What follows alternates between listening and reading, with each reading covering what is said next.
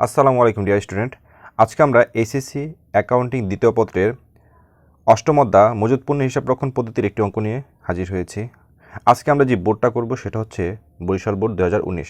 এই বোর্ডটা নেওয়ার কাহিনী হচ্ছে আজকে আমরা যেটা শিখব সেটা হচ্ছে কারখানা থেকে ফেরত। এর জন্য আজকে আমরা এই বোর্ডটা নিয়েছি। এই বোর্ডের আমরা ক খ গ অর্থাৎ পুরো সৃজনশীলটা সলভ করব এখানে। আচ্ছা, আমরা সৃজনশীলে চলে যাই। কতে বলা হয়েছে মাস শেষে সমাপনী উদ্দীপ্ত একক নির্ণয় করো। সমাপনী উদ্দীপ্ত অর্থাৎ সমাপনী কত রয়েছে, কত টাকা সেটা নির্ণয় করতে বলা হয়েছে। আমরা সেটা নির্ণয় করবো, সরি টাকা না, এককের কথা নির্ণয় করতে বলা হয়েছে। আমরা এখানে বলে টাকা লিখে ফেলেছি, এখানে হবে একক একক একক। ওকে, তো আমাদের কত বলা হয়েছে কত একক সমাপনী কত একক রয়েছে সেটা নির্ণয় করার কথা বলা হয়েছে। আর সমাপনী একক নির্ণয় করার সূত্রটা হচ্ছে প্রারম্ভিকের সাথে ক্রয় যোগ হবে আর বিক্রয় বাদ যাবে। প্রারম্ভিকের সাথে ক্রয় যোগ হবে, বিক্রয় বা ইস্যু বাদ যাবে। এটা হচ্ছে আমাদের সূত্র। তো আমরা প্রথম থেকে প্রথমেই রয়েছে প্রারম্ভিক মজুত পণ্য, যেটা নিয়ে আমরা ব্যবসা শুরু করি 1 তারিখে। তো আমরা লিখব প্রারম্ভিক মজুত। প্রারম্ভিক মজুত কত একক প্রারম্ভিক মজুত রয়েছে? 400 একক প্রারম্ভিক মজুত রয়েছে, লিখব 400 একক। 400 একক নিয়ে আমরা ব্যবসা শুরু করেছি। ওকে, এটার সাথে আমরা যোগ করব ক্রয়। যোগ ক্রয়, ক্রয়গুলো আমরা লিখব, ব্রেকেট দিয়ে লিখে ফেলবো সবগুলো ক্রয়, অর্থাৎ ক্রয় বলতে এখানে নিট ক্রয় বোঝানো হয়েছে। তো ক্রয়গুলো হচ্ছে প্রথমে রয়েছে 350 একক, যেটা ক্রয় করেছিলাম 22 তারিখে, 350 একক প্লাস আর ক্রয় করেছি, ক্রয় 31 তারিখে একটা ক্রয় করেছি 200 একক। এই 200 একক, এই দুটো যোগ করলে হয় হচ্ছে 550, যোগ করলে হবে হচ্ছে 950। ওকে, প্রারম্ভিকের সাথে ক্রয় যোগ করেছি। এবার কি করব? এবার ইস্যুগুলো বাদ দিব। এবার আমরা ইস্যু বাদ দিই, বাদ ইস্যু। কতগুলো একক আমরা ইস্যু করেছিলাম, আমরা ইস্যুগুলো বাদ দিয়ে দিব। ইস্যু লিখেছি। এবার ইস্যু রয়েছে একটা 300 একক, সেটা হচ্ছে আমাদের 15 তারিখে কারখানা পণ্য ইস্যু, এই 300 একক। ওকে, তারপরে আর ইস্যু আছে হচ্ছে 25 তারিখে 340 একক, এই ইস্যু করেছি। আরেকটা, হ্যাঁ আরেকটা হচ্ছে যে 29 তারিখ, সেটা হচ্ছে কারখানা থেকে ফেরত। এই ফেরতটা হচ্ছে বিক্রয় ফেরত। বিক্রয় ফেরত বিক্রয় থেকে বাদ যাবে। বিক্রয় ফেরত কার থেকে বাদ যাবে? বিক্রয় থেকে বাদ যাবে। বিক্রয় থেকে আমরা বাদ দিব কত একক? 15 একক বাদ দিব। অর্থাৎ যোগ বিয়োগ করলে হয় হচ্ছে আমাদের 625 একক। এবার যেহেতু বিক্রয় বাদ দিতে হয়, প্রারম্ভিক সাথে আমরা ক্রয় যোগ করেছি ক্রয়গুলা, আর এবার বিক্রয়গুলো কী করবো? বা বিক্রয় বা ইস্যু বাদ দেবো। বাদ দিলে যেটা পাবো, যেটা সবার লাস্টে থাকবে 325, এটাই হচ্ছে আমাদের সমাপনী উদ্দীপ্ত। এটাই আমাদের নির্ণয় করতে বলা হয়েছিল, সমাপনী উদ্দীপ্ত। তো এই ছিল আমাদের ক। আমরা পরবর্তী পেজে খ নাম্বারটা দেখছি। তো স্টুডেন্ট, এখন আমরা খ নাম্বারটা করব। তো খতে বলা হয়েছে ভিভো পদ্ধতিতে মাল খতিয়ান প্রস্তুত করো। তো ভিভো পদ্ধতিতে মাল খতিয়ান প্রস্তুত করার ছকটা আমরা এখানে কেটে রেখেছি। ভিভো মানে হচ্ছে ফার্স্ট ইন ফার্স্ট আউট, অর্থাৎ আগের পণ্য আগে বিক্রি করা। তো ডান পাশে এবং বাম পাশে কিছু লিখতে হয়, কিছু তথ্য লিখতে হয়, সেটা আমাদের প্রথম পর্বে দেওয়া আছে। তোমরা প্রথম পর্ব দেখে নিবে, সেখানে দেওয়া আছে। ভিভো পদ্ধতিতে আমরা এর আগেও শিখেছি, আজকে আমরা আবার শিখব নতুন করে। অর্থাৎ আমাদের মূল টার্গেট হচ্ছে কারখানা থেকে ফেরত হলে কীভাবে করতে হয় সেটা নির্ণয় করা। আচ্ছা, আমাদের প্রথমেই জানুয়ারি 1 তারিখে প্রারম্ভিক মজুত পণ্য 400 একক 10 টাকা দরে ব্যবসা শুরু করেছি। ক্রয়টা ক্রয়ের ঘরে লিখব, বিক্রয়টা বিক্রয়ের ঘরে লিখব, এবং জেরের যেটা টাকাটা সেটা জেরের ঘরে লিখব। আমরা লিখব প্রারম্ভিক মজুত পণ্য, প্রারম্ভিক মজুত। আচ্ছা, প্রারম্ভিক মজুত কত একক নিয়ে ব্যবসা শুরু করেছি আমরা? 400 একক। আমরা লিখব কত টাকা দরে? 10 টাকা দরে। গুণ করলে কত হয়? 4000। ওকে,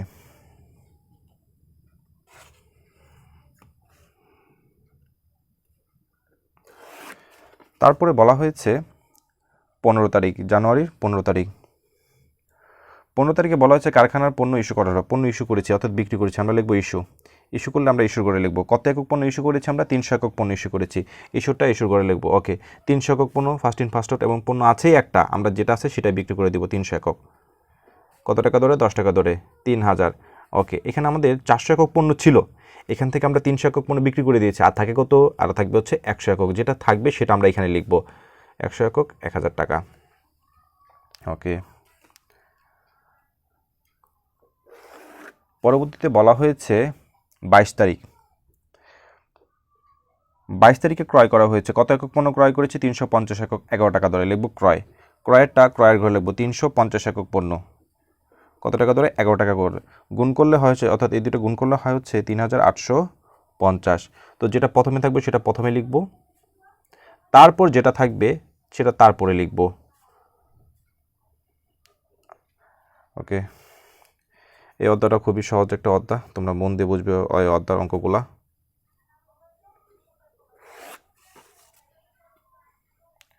তারপর আছে 25 তারিখ।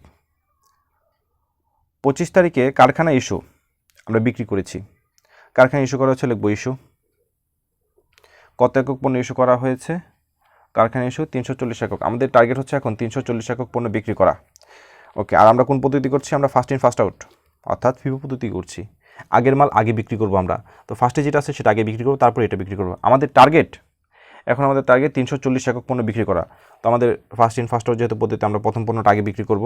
তো আগে আমাদের 100 একক পণ্য আছে, 10 টাকা ধরে সেটা আমরা বিক্রি করে দিলাম। আমাদের টার্গেট কত? 340 একক পণ্য বিক্রি করা। আমরা 100 একক পণ্য বিক্রি করেছি, আর আমাদের কত বিক্রি করতে হবে? আমাদের আর 240 একক বিক্রি করতে হবে। সেটা কোন জায়গা থেকে করবো? এটা থেকে করবো, এটা আমাদের বিক্রি করা শেষ। এবার যেটা আছে সেটা পরেরটা, অর্থাৎ এটা আগেরটা, যেহেতু আমরা ফার্স্ট ইন ফার্স্ট আউট পদ্ধতি করছি, সেটা আগেরটা আগে বিক্রি করা শেষ। এবার যেটা থাকবে তারপর সেটা, তারপরে কোনো কিছু থাকলে সেখানে বিক্রি করব। ওকে, তো 240 কত টাকা ধরে? এটা ছিল 11 টাকা ধরে। 11 টাকা ধরে গুণ করলে হচ্ছে 2640। ওকে, এবার আমরা জেন নামাবো। আমাদের এই পণ্যটা ফুলফিল বিক্রি করা শেষ, এই পণ্যটা আর আমাদের কারবার নেই। এখানে 350 একক পণ্য ছিল, সেখান থেকে 240 একক পণ্য আমরা বিক্রি করেছি। আর থাকে কত? 110 একক পণ্য 11 টাকা ধরে, অর্থাৎ 1210।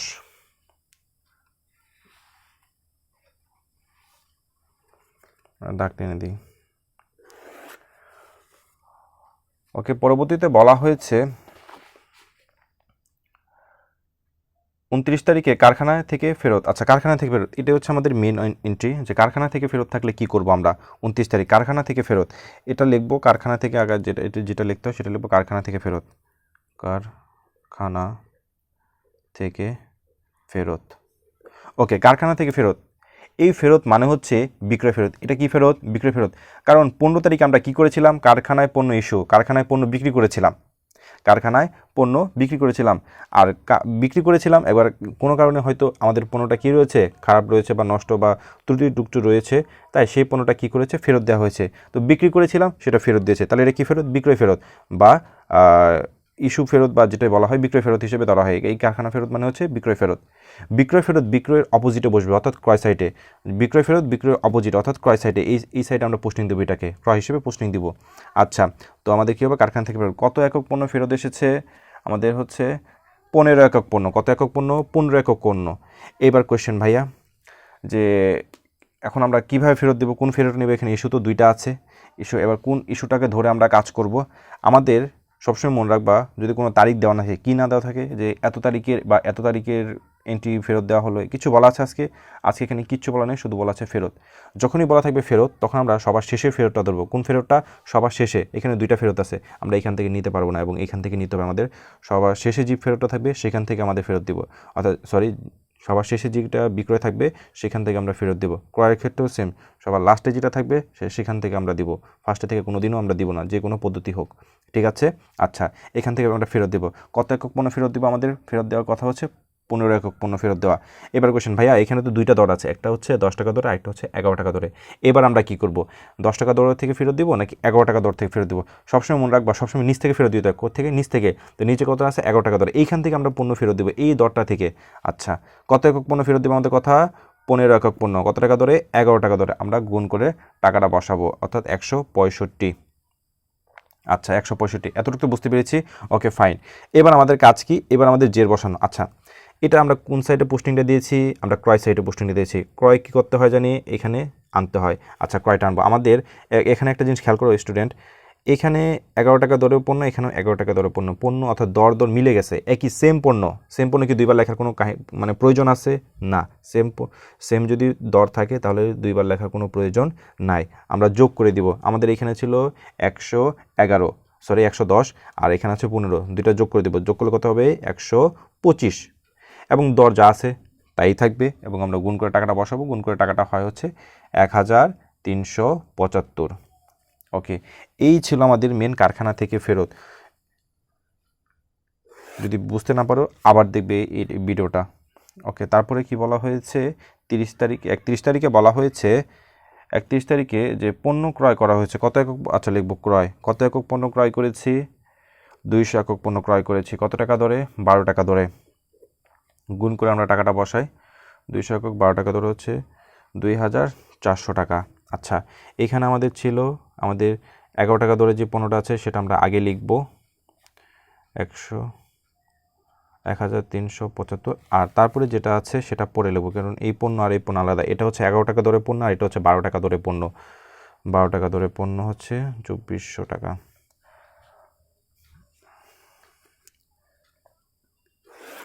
আমাদের কাজ শেষ। আমরা এবার শুধু এখন কী করবো, এখন আমরা যোগ করব, আমাদের এককগুলো যোগ করব। একক যোগ করলে হয় হচ্ছে 325, ডাবল দাগ দিব, এবং মূল্যটা যোগ করব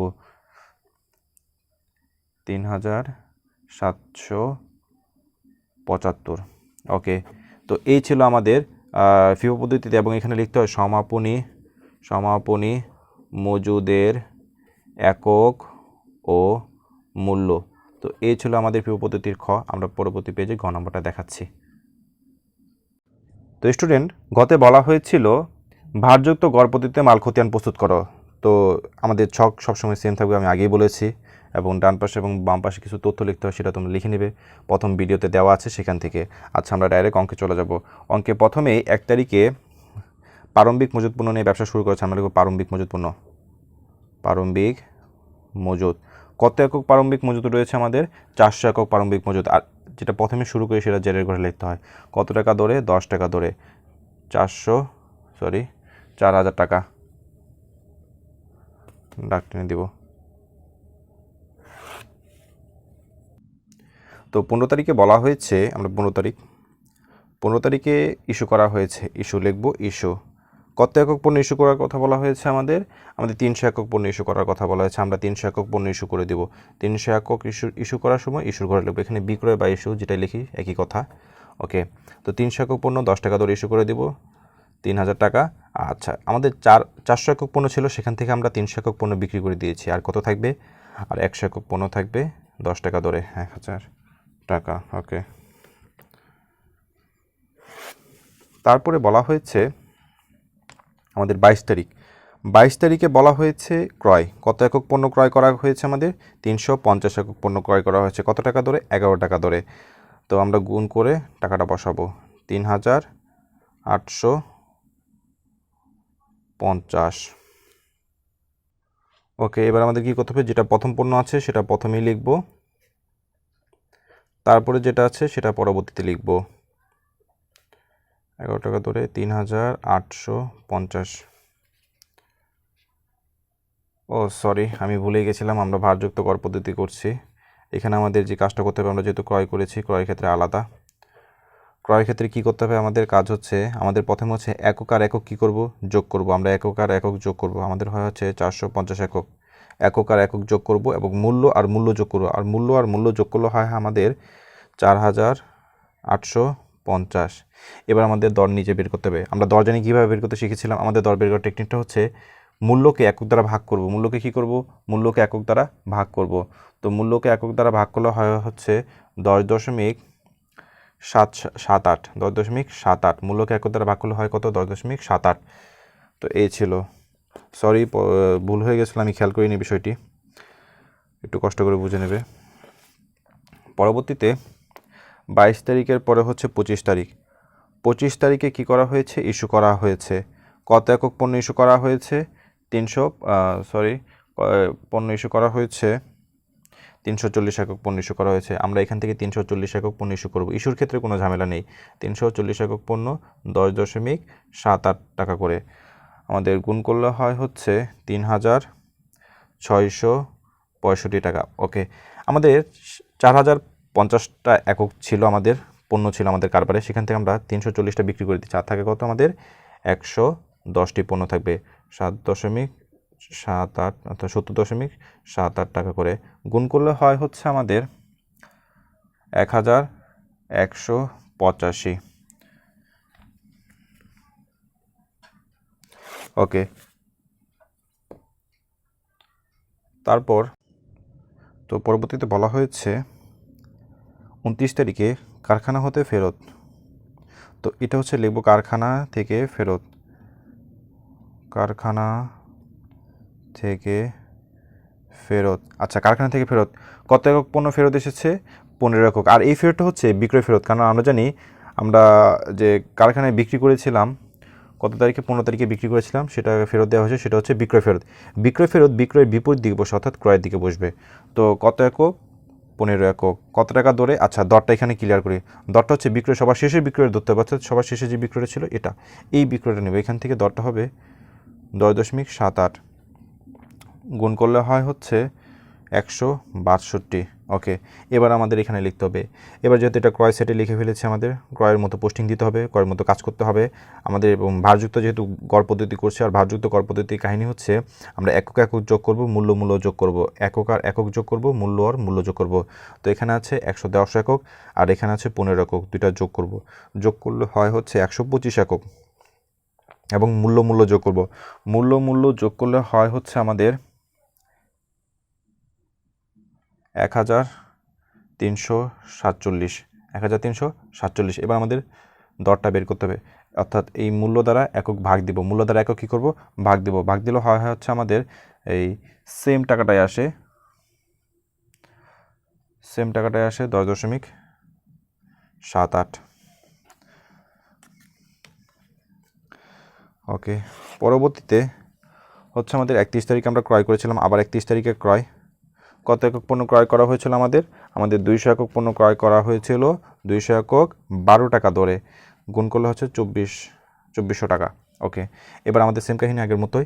একক যেহেতু আমরা ভারযুক্ত গড় পদ্ধতি করছি, আমাদের প্রথমে একক আর একক যোগ করতে হবে। তো আমরা একক আর একক যোগ করব। এখানে আছে 125 একক, 125 আর এখানে আছে 200 একক, যোগ করলে হয় হচ্ছে আমাদের 325 একক। এবং আমাদের মূল্য মূল্য যোগ করব। এখানে আছে 1347 আর এখানে আছে 2400, দুটা যোগ করলে হয় হচ্ছে 3747। তো এবার আমাদের দরটা বের করতে হবে। দরটা কীভাবে বের করি? আমরা মূল্য দ্বারা এককে ভাগ করি, মূল্য আগে, তারপর একক দ্বারা ভাগ করি। ভাগ করলে যেটা আসবে সেটা আমাদের দর। ভাগ করলে হয় হচ্ছে 11.53, 11.53। ওকে, তো এই ছিল আমাদের ভারযুক্ত গড় পদ্ধতি। এবং আমাদের লাস্টে আমাদের অ্যান্সার যেভাবে নামাইতো সেটা হচ্ছে এককটা আগে নামাবো 325, আর দরটা নামাবো, মূল্যটা নামাবো 3747, ডাবল দাগ দিয়ে দিব এবং লাস্টে লিখতে হয় সমাপনী মজুদের একক ও মূল্য। এবং বাড়তি যে দাগগুলো আছে, দাগগুলো তোমরা মুছে দিবে, দেখতে সুন্দর দেখাবে। ওকে, তো এই ছিল আমাদের অঙ্ক। তোমরা যদি বুঝতে না পারো ভিডিওটা আবার দেখবে। ধন্যবাদ সবাইকে।